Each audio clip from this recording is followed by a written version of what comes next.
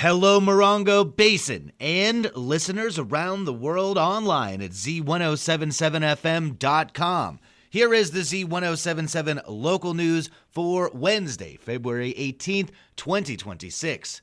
A stolen Ducati motorcycle and a stolen shipping container were recovered, and the suspect in the theft was a felon found allegedly with a cache of ammunition in Wonder Valley. On Saturday at around 2:15 p.m., San Bernardino County Sheriff's deputies responded to a report of a grand theft near Cactus Jack Road and 2 Mile Road in Wonder Valley. The victim reported that his blue 40-foot storage container had been stolen within the past few weeks. The victim said that several personal items were inside the container with an estimated value of approximately $5,400. Their investigation led deputies to a residence in the 6200 block of Cactus Jack Avenue. At that location, deputies observed 3 storage containers, one of which was positively identified by the victim as the stolen container. Deputies returned to the property on Sunday with a search warrant. They detained a suspect, Kevin Gilbert, a 35-year-old resident of Wonder Valley. The victim positively identified the shipping container. Deputies also said they located a Ducati motorcycle that had been reported stolen out of Lancaster in 2024. They say they recovered approximately 101 rounds of .22 caliber ammunition from Gilbert's possessions. As a felon, he is prohibited from possessing any ammunition. Kevin Gilbert was arrested on suspicion of grand theft, receiving stolen property, and being a felon in possession of ammunition. He was booked into the Morongo Basin Jail and has since been released on bail. The suspect in a fatal hit-and-run case returned to court, and a resolution on the case appears to still be on the table. Here is reporter Adeline J. Wells with more from court. Troy Reynolds, the suspect in a 2024 hit-and-run collision that killed Yucca Valley teenager Joshua Barreras, returned to court Friday morning for a trial readiness hearing before Judge Sarah Oliver. District Attorney Jason Getzlow was present for the prosecution, as was Attorney James Rogan for the defense. The 2 attorneys were seen in negotiations throughout much of the morning, and Judge Oliver noted that they had held 2 chambers conferences by the time proceedings began at nearly noon. While the jury trial was scheduled to begin on February 17th, Getzlow explained that the prosecution had issues with the availability of its witnesses. Further, they had requested additional documentation related to Barreras' medical records from the High Desert Medical Center, as well as ambulance run reports and reports from the San Bernardino County Fire Department.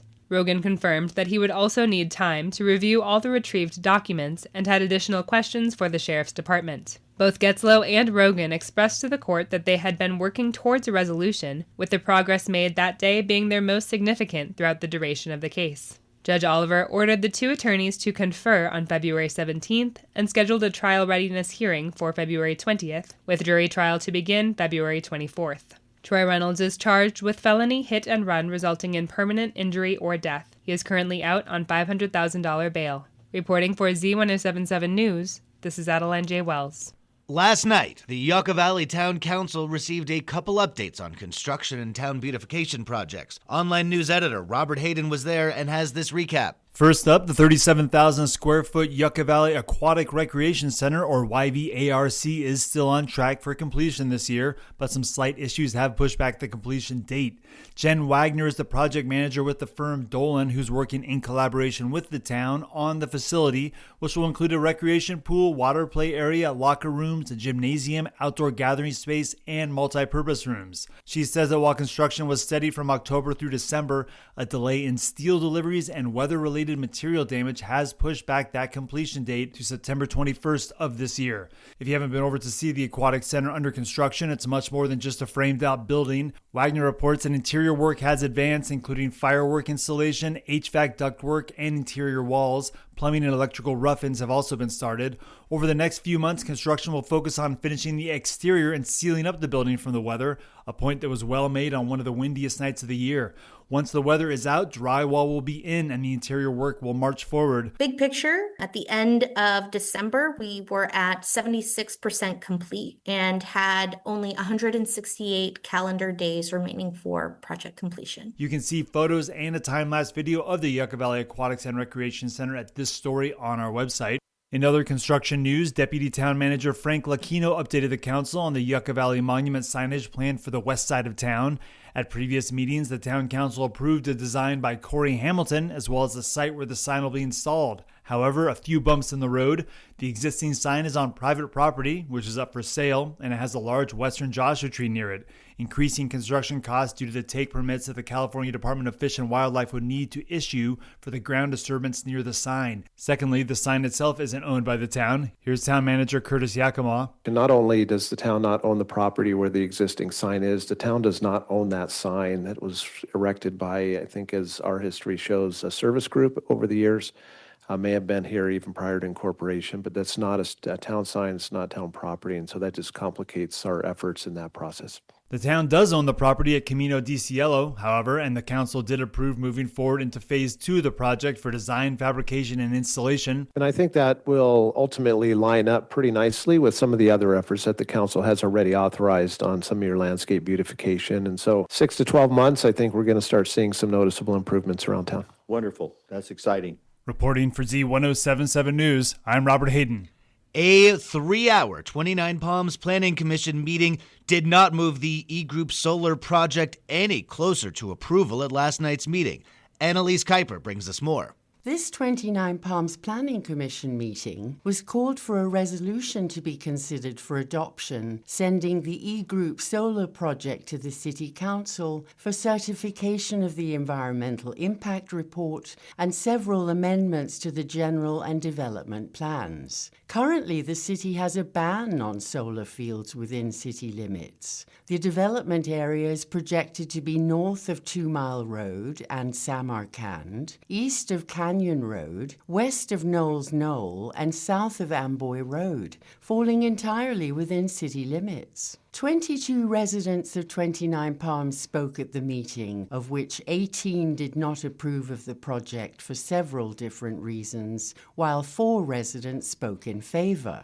The main reasons spoken against the project were the damage to the city's aesthetics and vistas, as well as excessive dust caused by grading.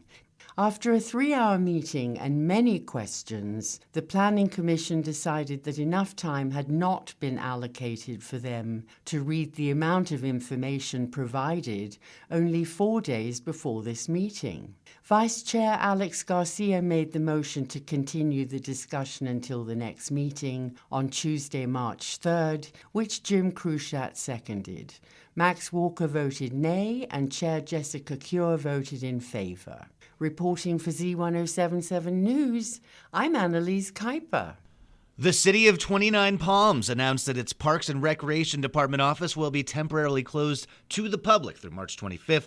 The closure will accommodate construction activities taking place in the small parking lot outside of the Parks Recreation office off of Joe Davis Drive.